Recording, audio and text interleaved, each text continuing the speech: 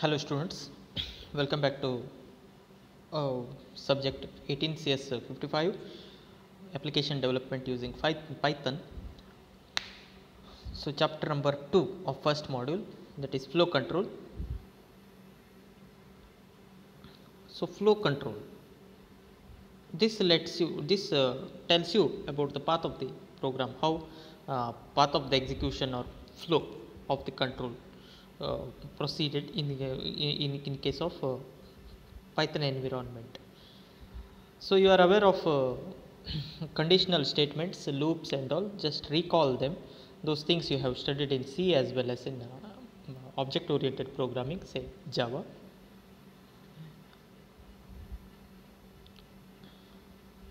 So here is a diagram which explains you clearly about the flow control. This is a general scenario, general example. You start a task, you start your work, say, then there is a question. Say it's in the form of flow chart. In flow chart, you are using for start and stop. You are using the see the label, oval shaped label. No, it is right. That's what you are using to indicate the start and stop. Then you are using the rhombus structure to make the decision. So decision making is done with the help of the rhombus structure. So yes or no type of question will come here. There is a question, is raining? Then there is a question, there are two possibilities, yes or no. If yes, what is to be done? Next question comes, whether you have got umbrella or not, right? If it is not raining, you can go outside. So you are starting your day work, say you want to go out. You are just checking whether is it raining or not. If it is raining, then question comes whether you have got umbrella or not. If it is not raining, no such question comes, you just go outside. If you have umbrella, again there are two possibilities. Having umbrella, two probabilities, either yes or no. Yes means you can go outside, see the control, where does it goes. If you don't have the umbrella, then you have to wait for a while till rain stops, right? After waiting for a while, again the question comes, is it rain, right? Is it raining again? If yes, you have to remain in the same situation. Which situation? Waiting situation. You have to wait for a while once again. If it is not raining, you can go outside, right, and end the task. This is what the flow chart, simple flow chart, in simple words it illustrates the work done by considering the this is a rainy season, no, right? This is just a coincidence, you see, right? You are going outside, you assume you are planning to go out, and for outing you are just checking whether is it raining or not. If it is raining, then you will check for umbrella. If you have umbrella, you can go out. If it is not raining also, you can go out directly. If it is raining and if you don't have umbrella, then you have to wait for a while, a certain period, say half an hour or 1 hour. After the duration, once again you check, is it raining or not. If it is raining, still you have to be there in waiting stage only, because you don't have umbrella, else you can go out, right, and end the task. This is how does we can explain about the path of the program flow, right, or path of the control flow. So similarly, we can take different examples, and we can illustrate the and we can analyze the path of the control, right. So to illustrate the things in simple way, flowchart is used. Okay.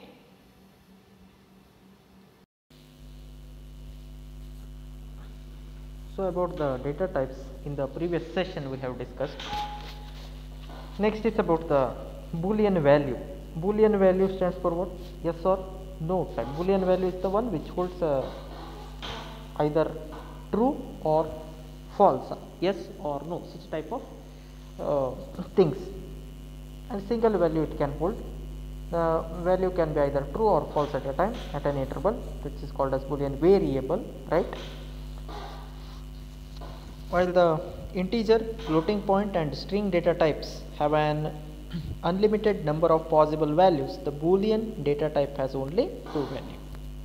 That's what I told, right? It can be either true or false. So true and false. Boolean is capitalized because the data type is named after mathematician George Boole. Okay.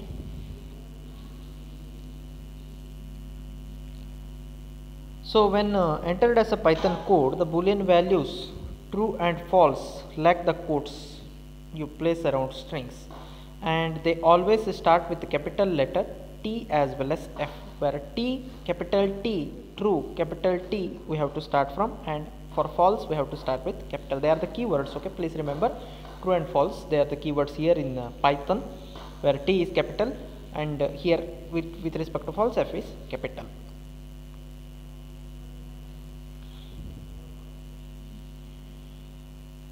So enter the following into the interactive shell.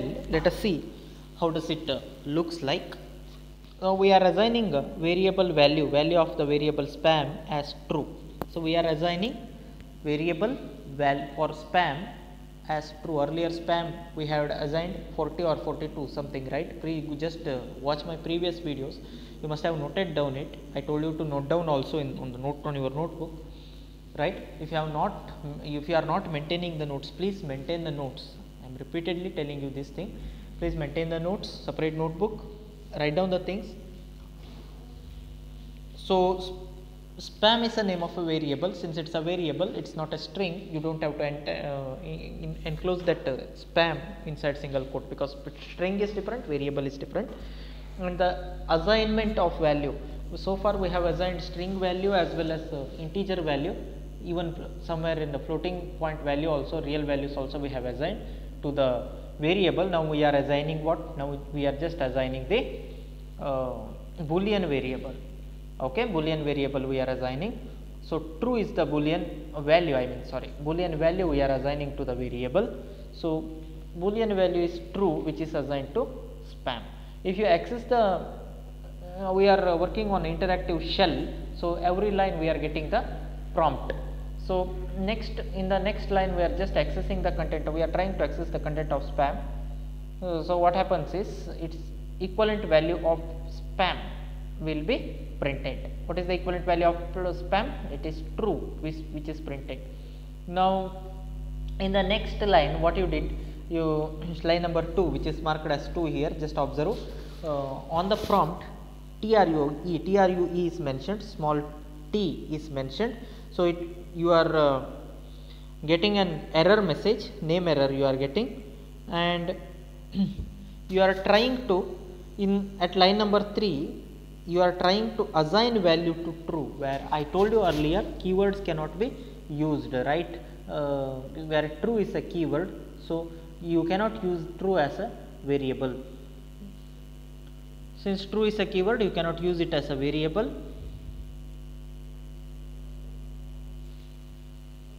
2 plus 2, what you are trying to assign the value to the variable, which cannot be done. You will be getting a syntax error once again, since true is a keyword. Okay, that is what about the Boolean values. Next is about the comparison operators. So since we are talking, the main topic is the flow, right?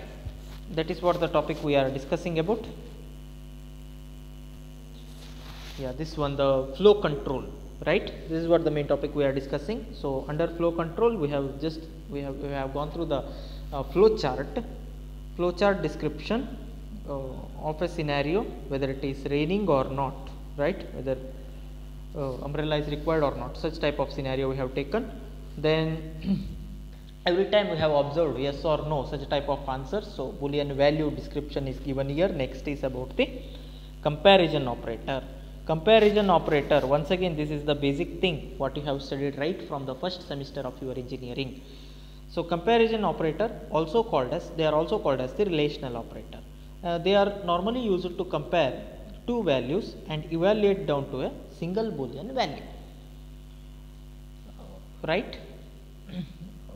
For example, less than, greater than. If A is less than B, C is less than D, A is greater than B, right?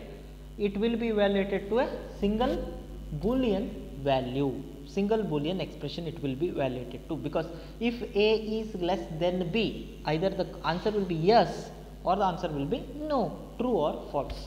It's a Boolean value, right?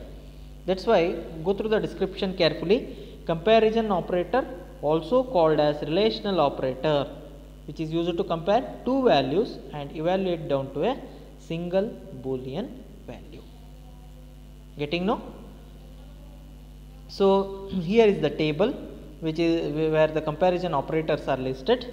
So equal to, not equal to, less than, greater than, less than or equal to, greater than or equal to. These are the 6 different categories of Boolean operator. I mean, sorry, it's not a Boolean operator, very sorry.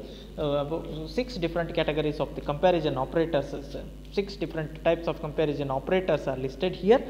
So they will be evaluated to a single expression or single operand, Boolean operand it will be evaluated to. So the operators, comparison operators or relational operators we are discussing about now. First one is equal to, its meaning is given, then not equal to, less than, greater than, less than or equal to, greater than or equal to. So all these operators evaluates to true or false depending on the value you have given, to them. So let's begin with some operator that is equal to and not equal to. Now we are working on interactive shell of our Python programming. So Python interactive shell we are working on. We will be getting the prompt, and the command prompt you will be getting. On that command prompt you just give an expression. The expression given in the first line is 42 equal to 42, right? First expression, just go through this expression. 42 equal to 42, what does it indicates? Obviously it will be evaluated to true. So you will be getting the answer keyword, that is Boolean value you will be getting from the compiler. So a result will be 42 is absolutely equal to 42, right? So true will be displayed. Then next you check next statement, 42 equal to 99. You are comparing 42 with 99. Is it true? No, of course it is not. So you will be getting the answer, Boolean answer. Keyword will be displayed again, false will be displayed. In the next prompt you are giving the value expression, I mean 2 not equal to 3. 2 not equal to 3 is absolutely true, right? 2 is not equal to 3, so you will be getting true as answer. 2 is not equal to 2 is false, so you will be getting answer as false. You can go through, right? So these are all the things which we are working on interactive, using interactive shell, okay, of Python. Descriptions are given here. So similar to integer value, even we can go with a string as well. So string comparison also possible here. So what we are doing in this example which I am highlighting, just go through. Hello is compared with hello. Hello is compared with hello. Hello is equal to hello. It's a string. You can check it's a string because single quotes are mentioned, right? So obviously the result will be true. Similarly, check the second statement in the prompt here, this one. Hello is compared with hello, but what happened here? Here left hand side hello, H is small, right hand side hello, H is capital, hence you will be getting. So character by character comparison will be done, so you will be getting false as the answer. Dog is not equal to cat, obviously true you will be getting. So true is compared with true, result will be true. True is not equal to false, of course result will be true. So this is interesting. Real value is compared with integer value. 42 is equal to 42.0, answer will be true only. But 42 is compared with 42 which is marked as a string. This is false because here 42 on right hand side you observe 42 is read as 4 and 2, set of 2 character it is read as, it is not read as integer value 42. That's why integer 42 is compared with string 42, I mean string 4 and 2, that it's treated as normal character, hence you will be it is treated as a normal character, hence you will be getting the answer as false. Okay.